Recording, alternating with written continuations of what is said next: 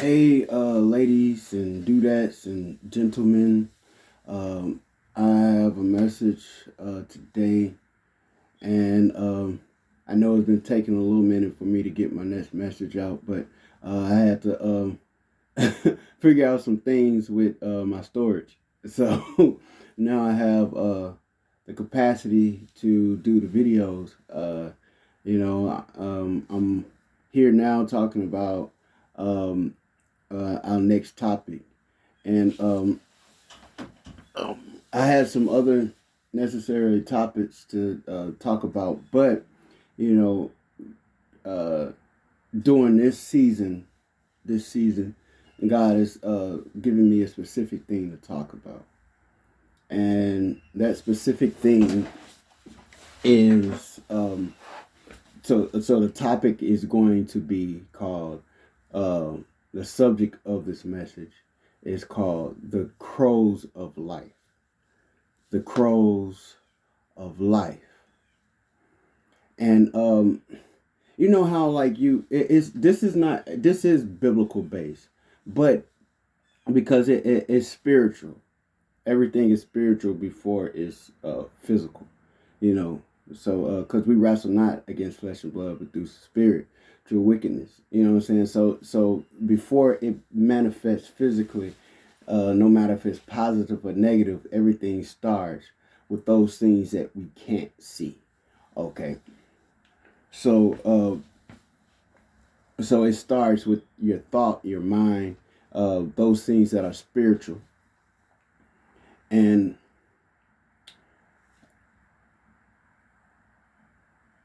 basically, in retrospect, Lord help me. Um, yes, you, if you notice how a lot of times when you are just watching something, or when you're younger, you have less. When you're younger, you have less, wisdom, or you have less knowledge. You are not experienced. Yeah. Thank you, Lord. That's what I was trying to get to. Yeah. You are less experienced.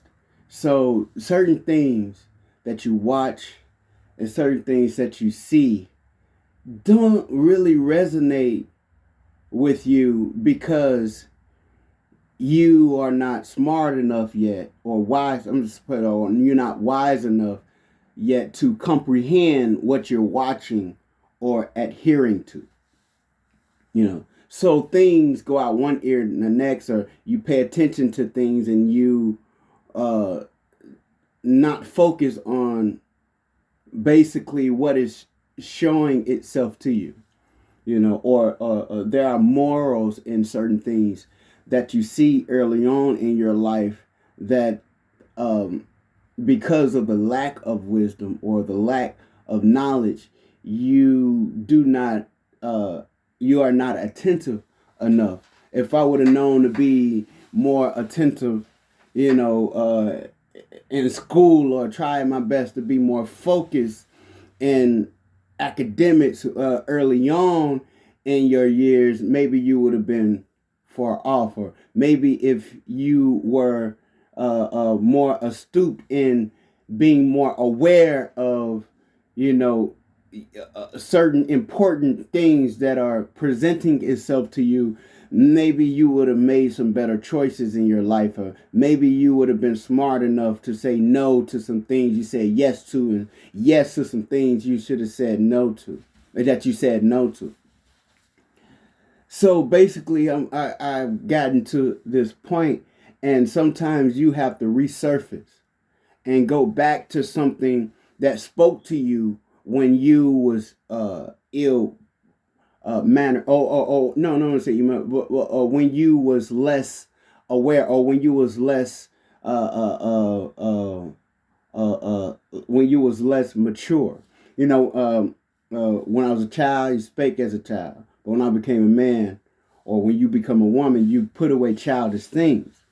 So the level of immaturity, there are some imperative, some wisdom like principles that speaks out to you, that you kind of let it go out one ear the nets. Now, because of who you are, and because God has placed his hand on you, and because you are anointed, and because you are blessed in spite of, the things that you deal with, and the things that God have anointed you with, and the anointing that you deal with is not always positive, so necessarily there are some things that have been set up in your life to cause you not to be aware when you are younger, to pay attention to.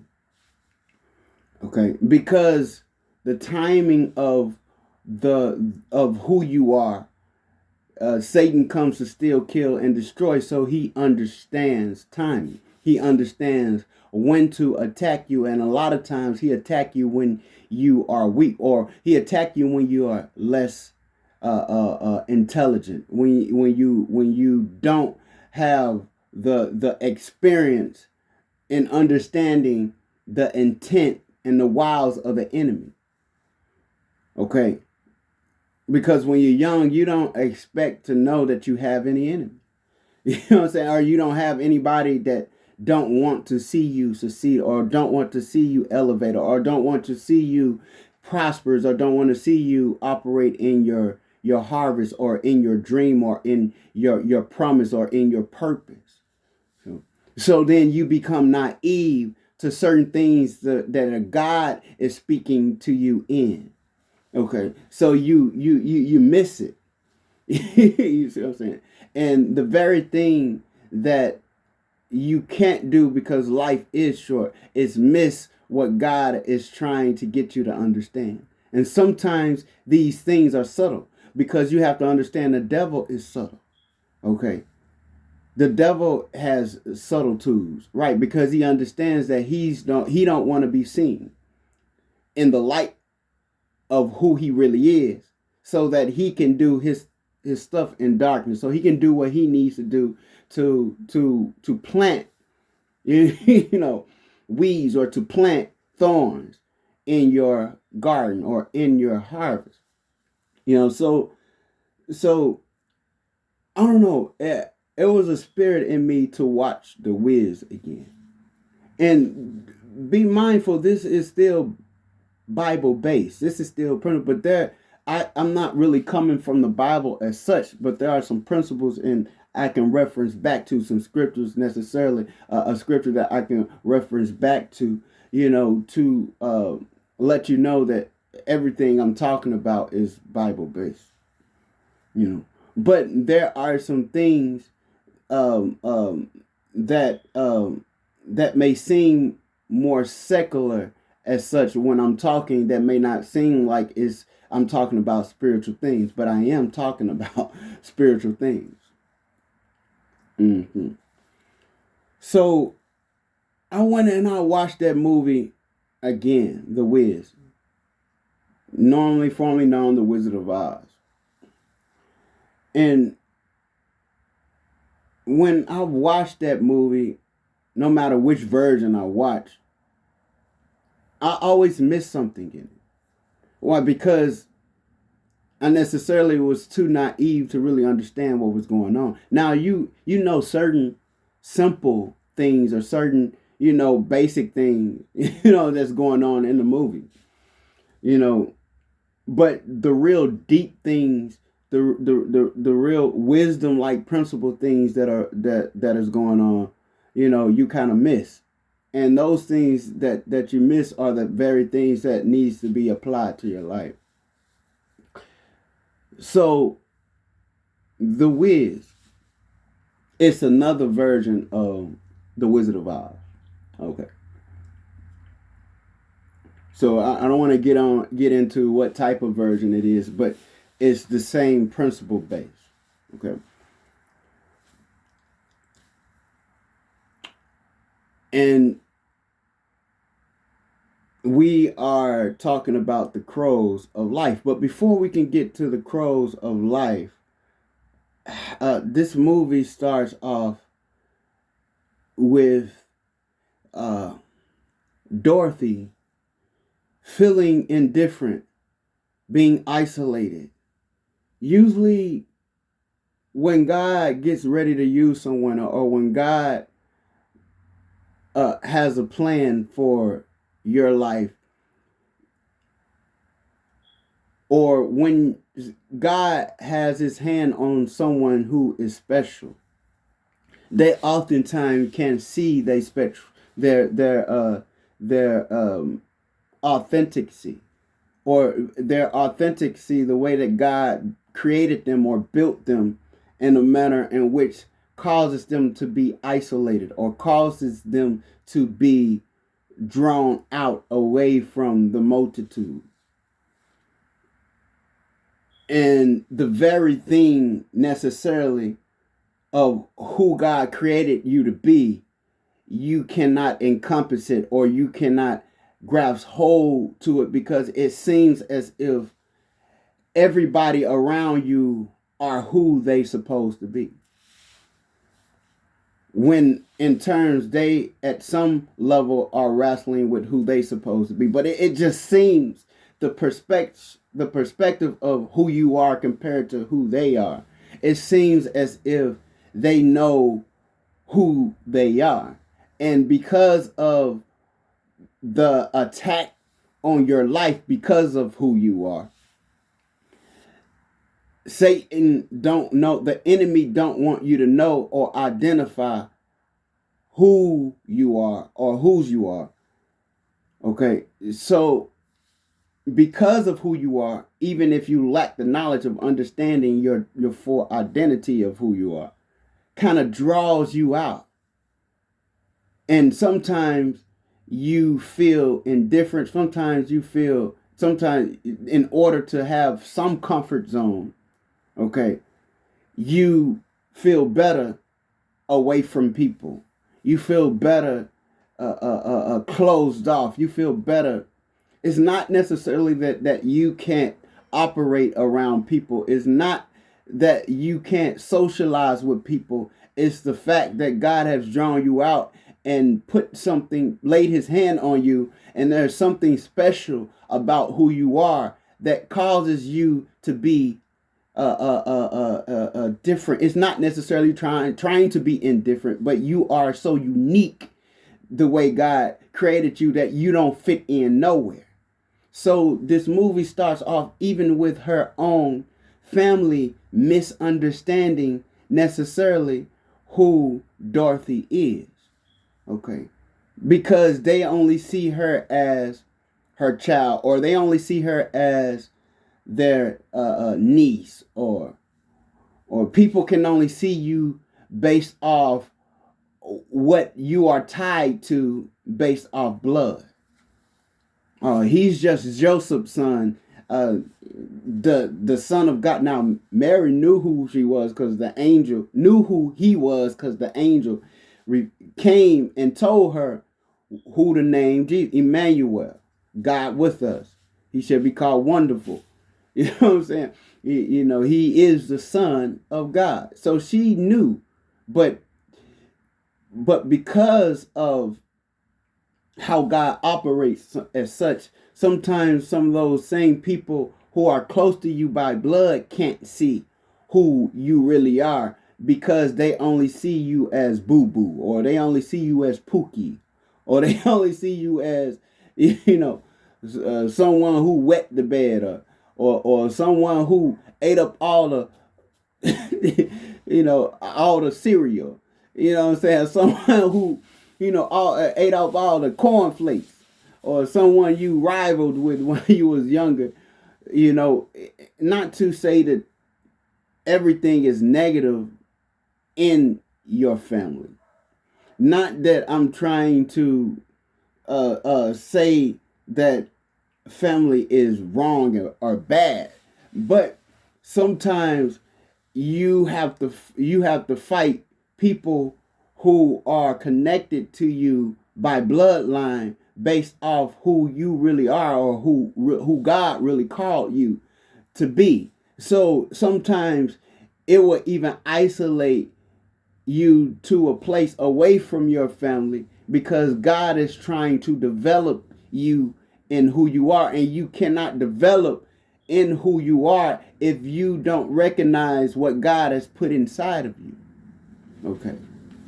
So Dorothy end up getting blown to Oz, getting blown to this whole nother dimension, away from her normacy, away from her condition, away from her home, because she normally wants to be at home. She wants to be understood. And usually when you are misunderstood, especially by family or people you are close to or friends, you end up feeling frustrated and feeling indifferent because people who supposed to love you and understand you find it hard to see who you really are. Mm-hmm. And you can't blame them, for everything, because necessarily it's been hard for you to really actually identify and see who you really are, because the crows of life, and before I can get to the crows of life and who they are and what they are and why they are, set an example for who you are and why you are and how you are. Because some of the reason of why you are who you are is because of the crows in your life. The crows in life may not necessarily be a person. It can be a person, place, or thing. So that necessarily may not be a person. It could be something that uses a person to speak ill will or detriment or plant seed in you to defer you or to corrode who God really created. It can't destroy who you really are, but it can corrode or disrupt who you are, to stop you necessarily to becoming who you really are. Okay. But that corrosion is there for you to misunderstand and misrepresent, necessarily you not knowing who you are when you are fighting the corrosion. You're fighting the invasion that placed itself in your life. That shouldn't be there. But instead of fighting it, understanding who you are, you fighting it because it's there to tell you what you're not, to tell you who you are. But those weeds or those crows have no authority in your life. Okay, so Dorothy end up going to a different place. Your home may be Kansas, your home may be Chicago, your home may be, California, your home may be Wisconsin. Wherever your home is, your home. And it may not be a city, it may just be something spiritual. Because everybody in some way is trying to get back home. Trying to get back, you should be trying to get back to the Creator. You should be trying to get, David was a man after God's own heart. He was trying to get to his Creator. He was trying to lay hold to the heart of the person who created him. Those things that you need to set up for heavenly good is your home. Christ said, I leave, you can, where I go, you cannot go, but I go to prepare a place for you, because the place that he's preparing for you is just not housing, it's a home.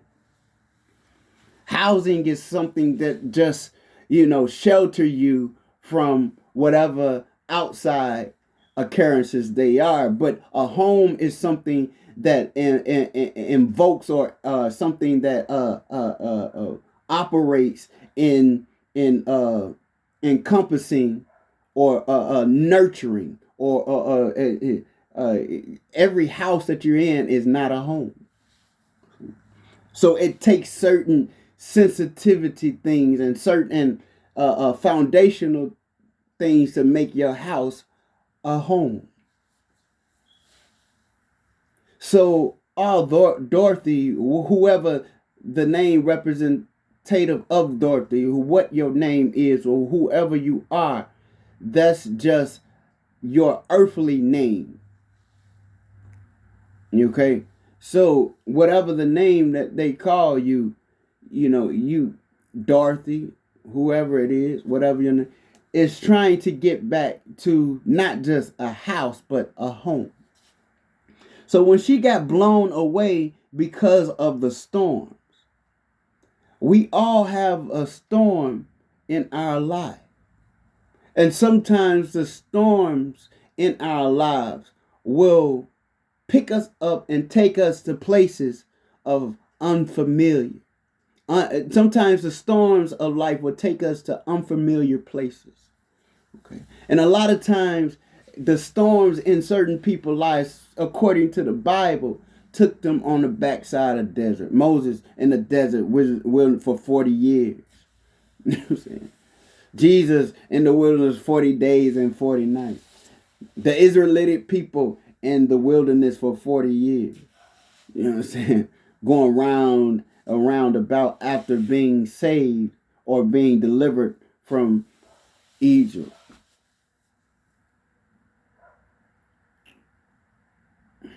So the storms in our lives sometimes come in our life without us having the proper authority to, or not having the control to stop these storms.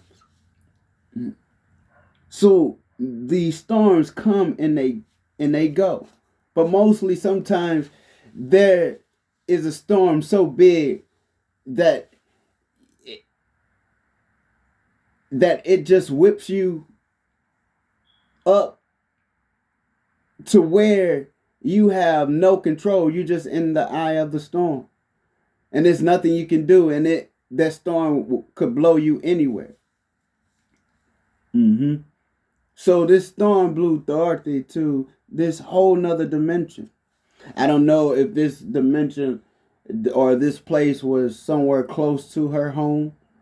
I don't know if she had a spiritual intervention to where the storm knocked her out and the whole thing was a dream, or we don't know if it was just a complete storm that took her to a whole nother different extraterrestrial plane. But it took her to a place she was unfamiliar. And as in her coming into that other dimension, caused her to kill the wicked witch of the East. Okay. She wasn't trying to kill anybody, or she wasn't trying to destroy anybody. Because of the storm in her life, it took her to a place to defeat something she wasn't necessarily trying to defeat. Okay. But the munchkins, what do you want to call them? The little people. I just call them munchkins. The little people. You know what I'm saying? Usually little people are called little people because there's someone else that controls them, or someone else that is over them, that is reigning over them negatively, or reigning over them ill willfully, or misusing them. And they can't get out their situation because the wicked witch of the East is too powerful.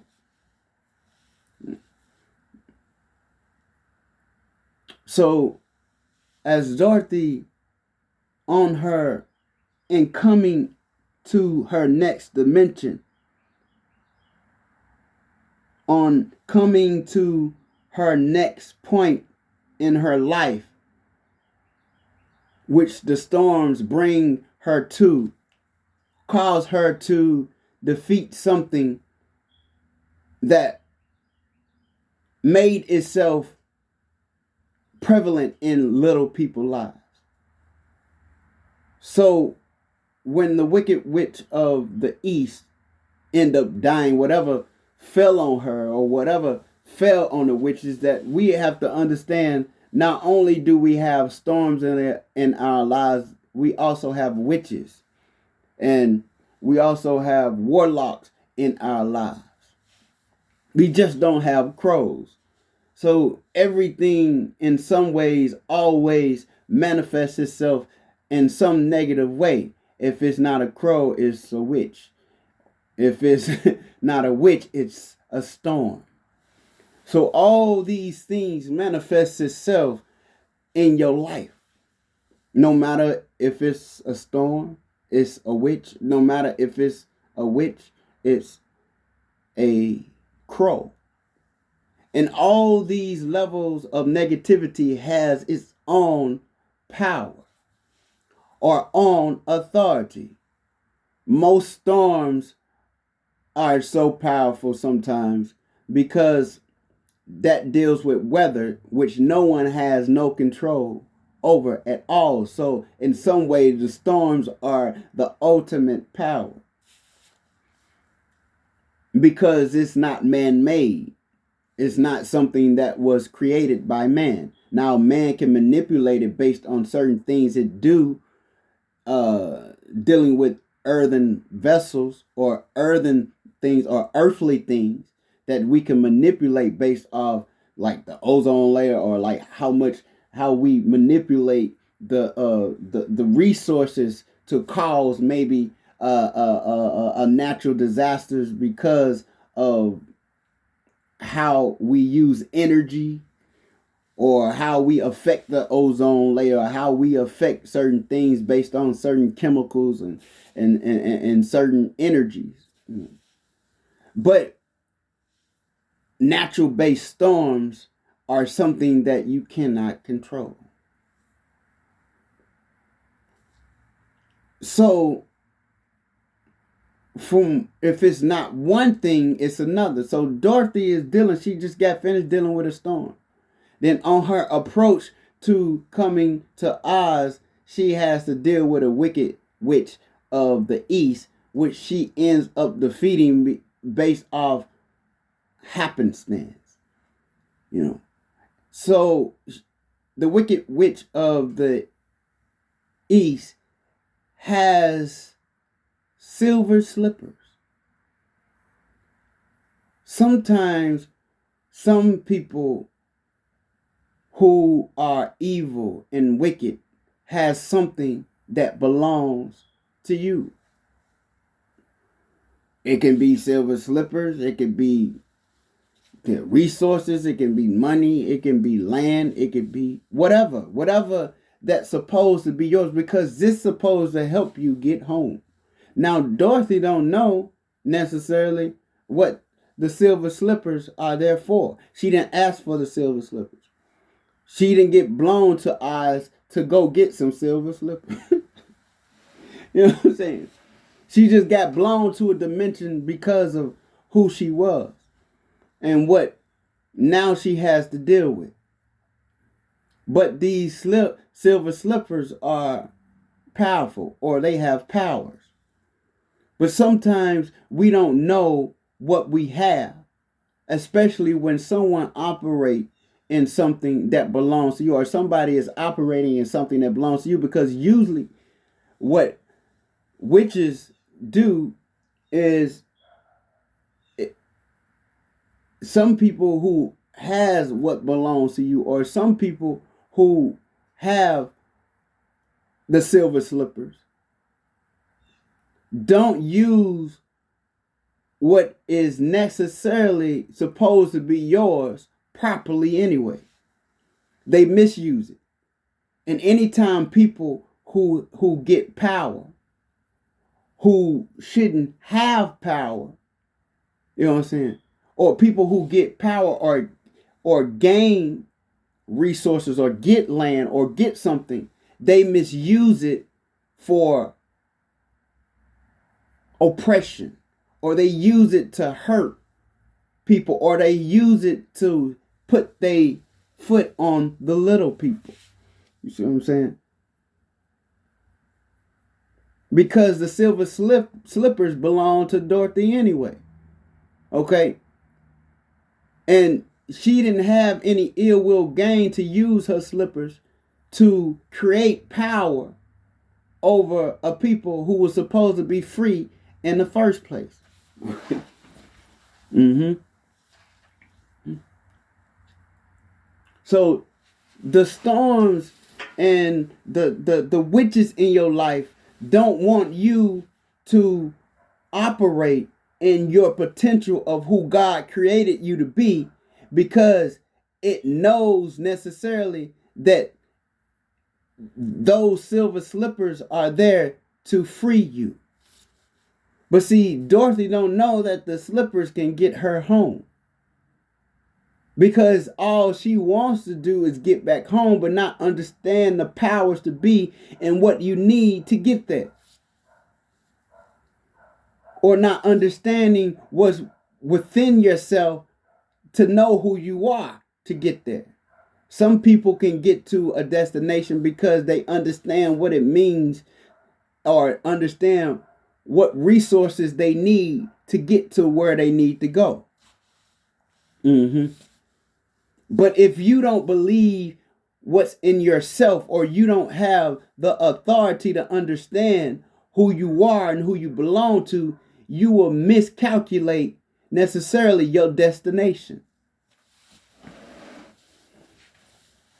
Because you fail to realize the planning aspect of necessarily what you need to get back home, because you underestimate what God is giving you. Okay. Or you don't value necessarily what God has given you because of your lack of understanding about who God is and who you are.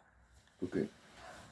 So Dorothy in all is wrestling with who she is. But sometimes, because you have a heart for people and you love people and you care about people, and it frustrates you sometimes that people can't see that. But it seems as if you have the heart to help people, or you can see everything who someone else is but not see it.